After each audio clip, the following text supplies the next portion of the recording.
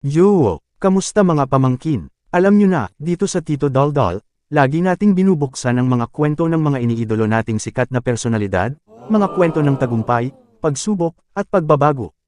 Pero simula ngayon, dadalhin din natin ang spotlight sa mga kwento ng mga hindi kilalang individual o grupo, mga taong hindi sikat pero may karanasang babago ng pananaw mo sa buhay.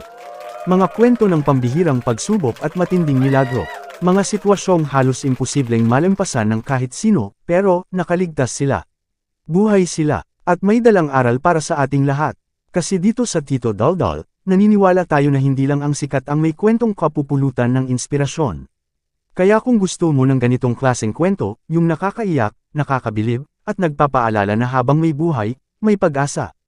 Ano pang hinihintay mo? Mag-subscribe ka na sa channel ni Tito Daldal, i-like mo na rin ang video, at i-hit ang notification bell para lagi kang updated sa mga bagong kwento na tiyak mong aabangan. Ako si Tito Daldal, at dito, kahit simpleng tao, may kwento ng kabayanihan.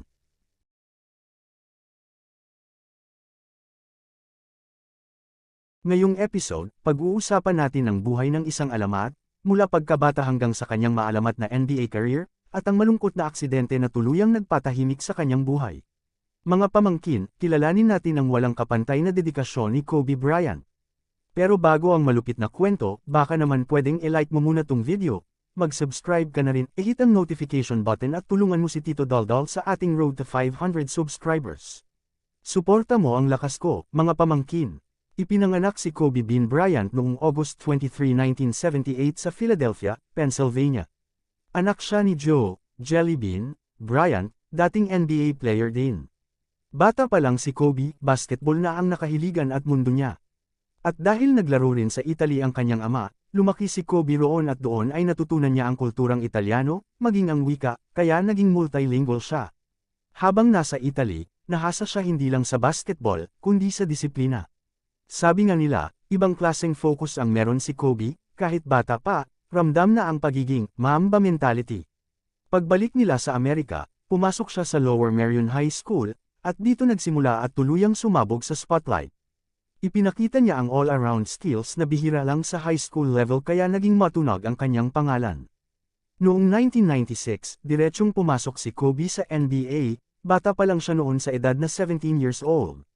Pinili siya ng Charlotte Hornets bilang 13th overall pick, pero agad siyang na-trade papunta sa Los Angeles Lakers.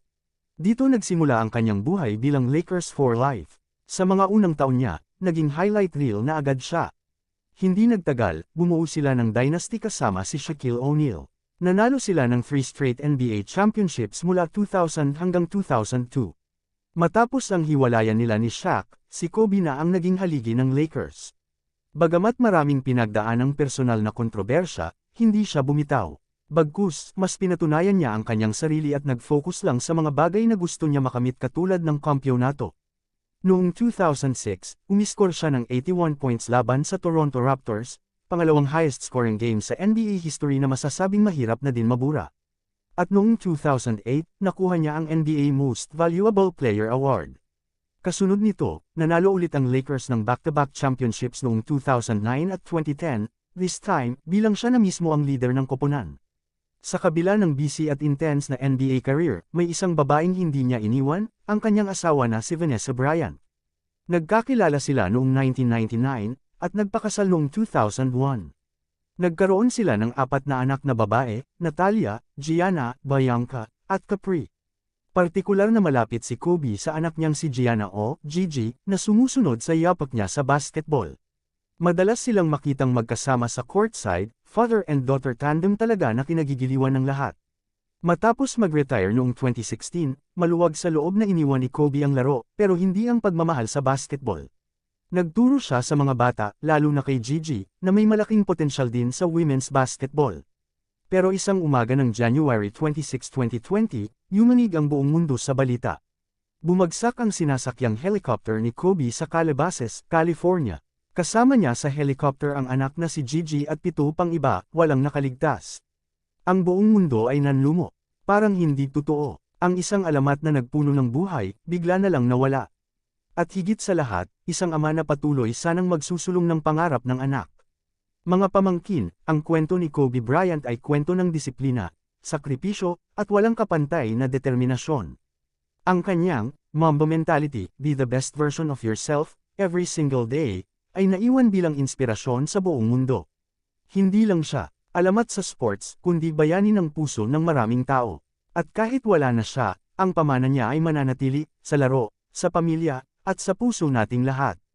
Kung na-inspire kayo sa kwento ni Kobe Bryant, like mo na ang video na ito, at mag-comment, at mag-subscribe na din kayo. At kung may gusto kayong ipakwento kay Tito Daldal, sikat man o hindi, comment nyo lang sa baba. Malay nyo, siya na ang susunod nating bigyang pugay. At kung gusto mo mapasama sa Tito Daldal shoutout, comment mo din at ilalagay natin ang pangalan mo sa shoutout segment sa susunod na video upload natin. Ako si Tito Daldal, ang chismoso niyong tiyo na hindi lang basta daldal ng daldal, kundi naghahatid ng mga kwento ng inspirasyon at pag-asa, daldal pa more.